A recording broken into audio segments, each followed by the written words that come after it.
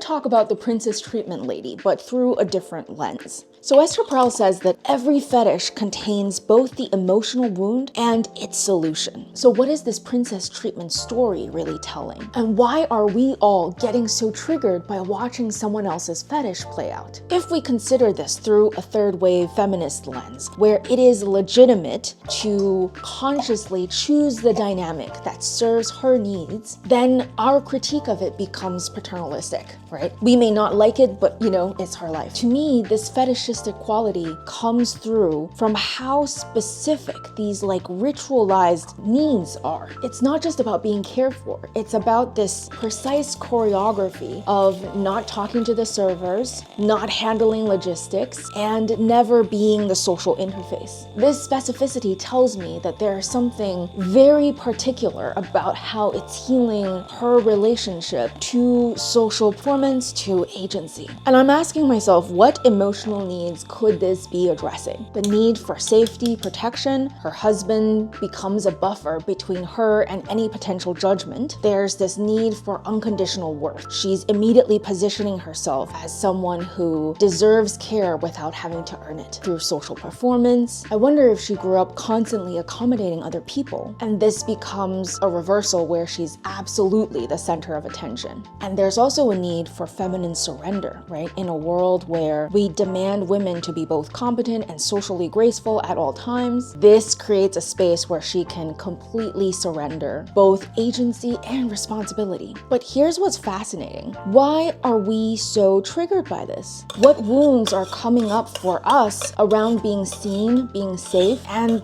being allowed to just receive? Maybe we're triggered because we've never allowed ourselves that level of care without earning it. Maybe we're carrying wounds around constantly having to perform competence, manage other people's comfort, and having to do that social interface ourselves. Maybe her permission to surrender feels enticing to us in some way. Maybe we've been taught that receiving without giving back is selfish, that being cared for without reciprocal emotional labor makes us bad feminists. What if our passionate responses reveal our own unmet needs for protection, for being cherished without any condition, for spaces where we don't have to perform? So for me, the real question is not about what she's doing with her life, but what are my emotional fetishes? What would it be like to give voice to them?